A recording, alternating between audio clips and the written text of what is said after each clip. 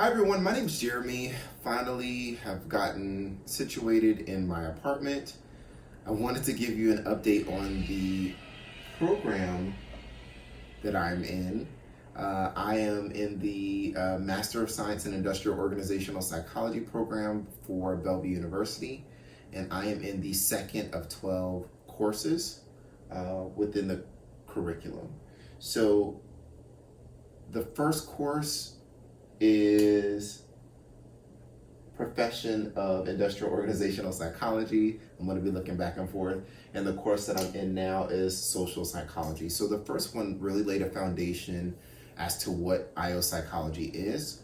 And it talked about some of the theories that are used in the practice of IO psychology, as well as the best approach when implementing programs or systems to help an organization be successful. So it really talks about a broad range of things, but gives a great foundation for what the program will teach you.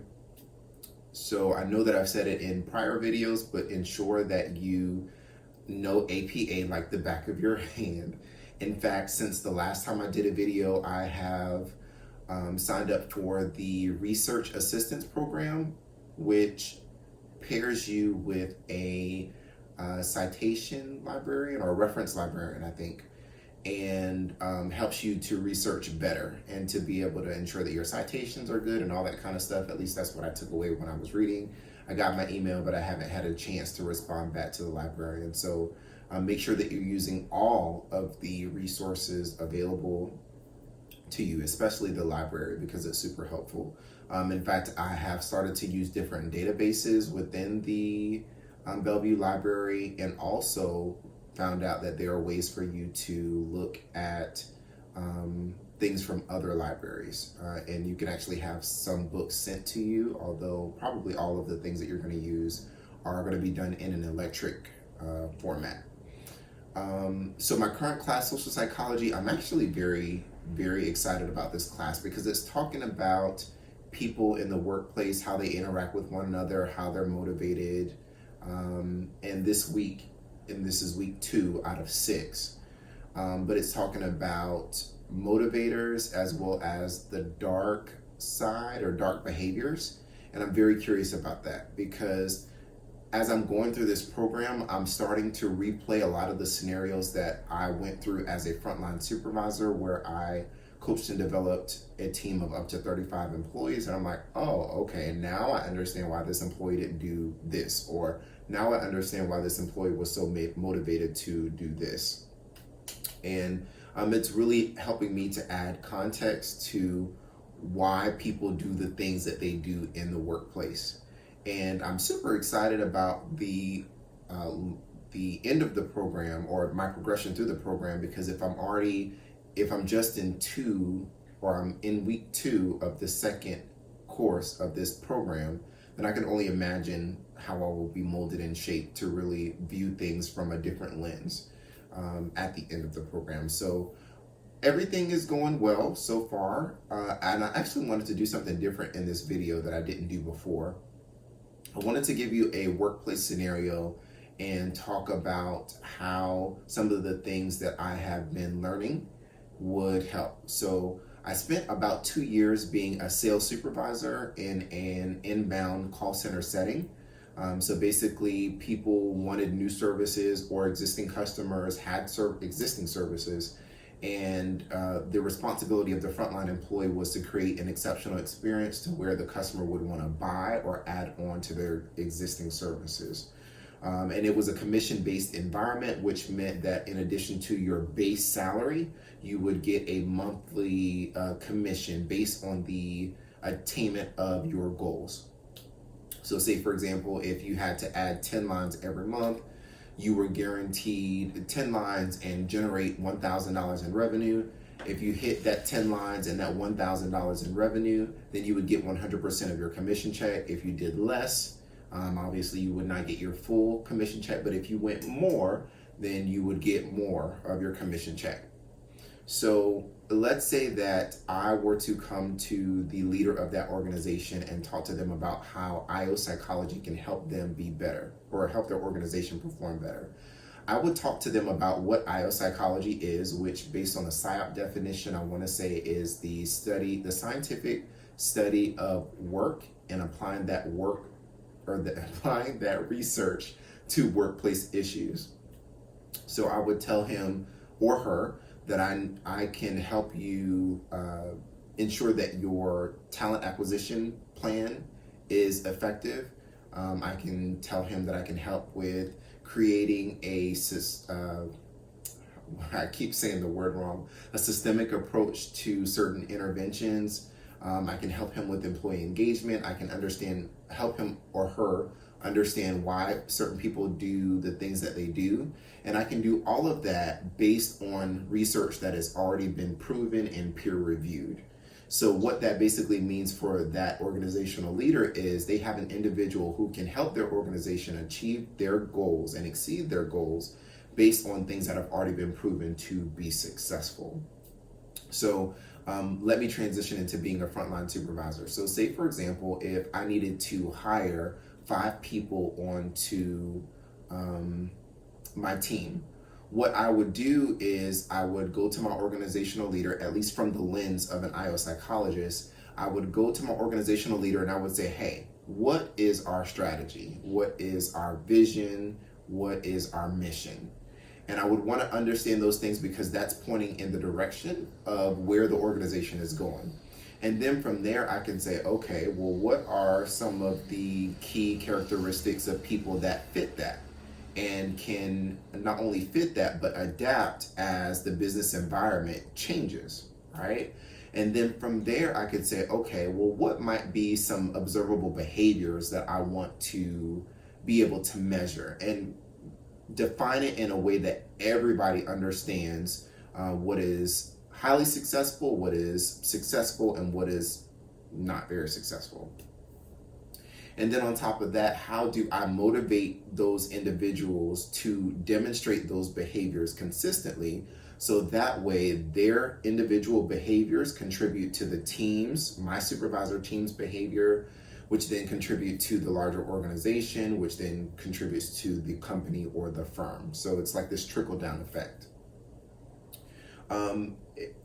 One thing that I want to talk about as far as motivation, there are different theories. I'm going to say the theory's wrong, but there's the hygiene factors and motivator theory. There is the theory X and Y. There's a theory pattern A and pattern B, and so on and so forth.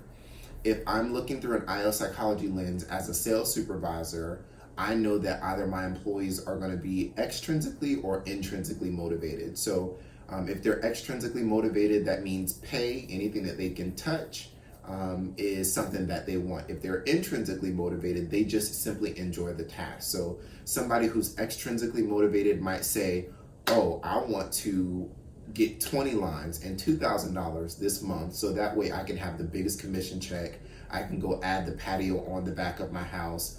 I can go buy a new Louis Vuitton purse for my significant other or whatever it might be, right? Those tangible things. And if somebody's intrinsically motivated, they might say, well, you know what? I really do enjoy being able to help people,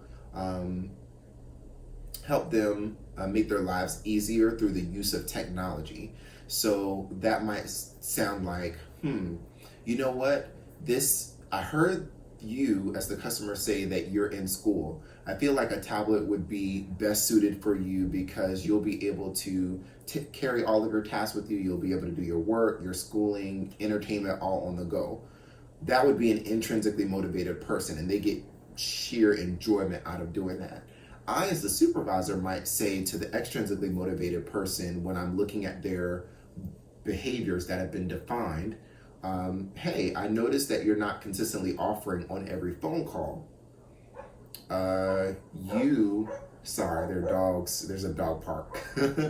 I might say to the extrinsically motivated person, by you not consistently offering on every phone call and actively listening and asking relevant questions, you are not going to hit your multiplier. And you will not be able to get that doubled commission check. Versus the intrinsically motivated person, I might say, I noticed that you're not offering on every phone call, those are opportunities that you're missing to help people live an easier life. They're two different conversations, right? But by me saying, motivating this person through intrinsic motivators, and this person doing it, or this person intrinsically motivating them, I get them to perform better. But if I, let's say, like, for example, I am intrinsically motivated. I like to coach and develop people to help them be successful and to be able to accomplish their goals. If my manager came to me as a supervisor and said, hey, Jeremy, you're not going to hit your commission check, I would be like, okay, that doesn't motivate me, right? But if he were to come to me and say, hey, Jeremy, I noticed that you're not promoting as many people as you typically do off of your team. Tell me what's stopping you from being successful. Then I'm fully into the conversation, because that's what motivates me and that's what drives me. And when you have an organization that really doesn't take the best approach to their employees in terms of what motivates them, then regardless of how great you are at identifying vision, strategy, and mission, regardless of how defined the behaviors are, regardless of how well defined the behaviors are, regardless of how your processes and your tools and your systems and how great the environment might be, you're only going to have limited productivity. So I hope that makes sense. So I'm looking forward to learning more, and I look forward to seeing how I will evolve as I look back over these videos. If you're highly interested in the program, I would say that it's been a stellar program so far. The professors are great. They're very engaging. They are always willing to help. The resources that are available through the school are great. I have no issues. The only thing that I would say as far as an improvement, I wish that the app experience was formatted for tablets. They've provided, or they've adjusted things to a single sign-on option to where you don't have to sign on to many systems. But if I could do all of my, at least discussion boards and responding to discussion boards on a full-size tablet versus just a phone, and be able to really navigate all the systems that are available to me, that would be perfect, especially for those who may not have the funds to purchase a full computer. I do love the fact that they provide Microsoft 365 for free, and you basically keep that active through changing your passwords. But that's really the only thing that I have specific to the school. The program, you should join it. Hi everyone, sorry for this last minute add-on, but I wanted to come back and say something really important. Two things. One, keep a living document, a document that you save and edit as you go along in the program for your articles that you're reading, as well as your experience in the program. The reason that I say that you want to have a living document for the articles is you can copy and paste the links, then the title of the article, or vice versa, and then some keynotes, because later in the program, I believe that we're going to be using a lot of these articles to write things. So make sure that you are keeping track of these things earlier on in your program, so that way you don't have to rush and do it later on. The same with your experience, because it will help you to see how you're growing. I'm doing it via video format, which you should still do it via the written or typed format, because again, you just want to see how you're growing throughout the program. The next thing would be networking. So on my LinkedIn profile, I have that I am an IO psychology or HR IO psychology student. So that way, when I connect with people on LinkedIn, or should I start sending messages, they won't look at me like, why is this random person messaging me about IO psychology? So that way, again, people aren't so defensive. Another best practice that I have is like in my employer's main page, when everything loads, you can search for people. So I literally typed industrial organizational psychology, and it searched in people's bios or biographies, whatever you want to say, those people that had IO psychology listed in their profiles is a better way to say it probably. And I saw a list of people. So now outside of the organization that I know that I want to work in, which is organizational effectiveness, I see people in talent acquisition, I see people in learning and development, I see people in organizational leader roles, HRBP roles, so on and so forth. And it doesn't necessarily have to be industrial organizational psychology. It could be organizational psychology, workplace psychology, whatever it is that is related to industrial organizational psychology. So I'm going to start hitting those people up via email. I know that I'm going to cast a wide net of people. So I just want to make sure that when they read it, my intentions are good. And that way, if they do start talking to each other, they know that there's good intentions behind me reaching out. The next thing that I'll say, and the last thing that I'll say, is make sure that you're doing study groups, because that will help you. I'm on a different time zone and I just got through moving, so I was not able to really be an active participant in the study group. But now that I have my bearings and I'm starting to get a routine again, I'm definitely going to be proactive with getting involved. So hope that those last minute add-ons help you to be successful in the program. Have a great day.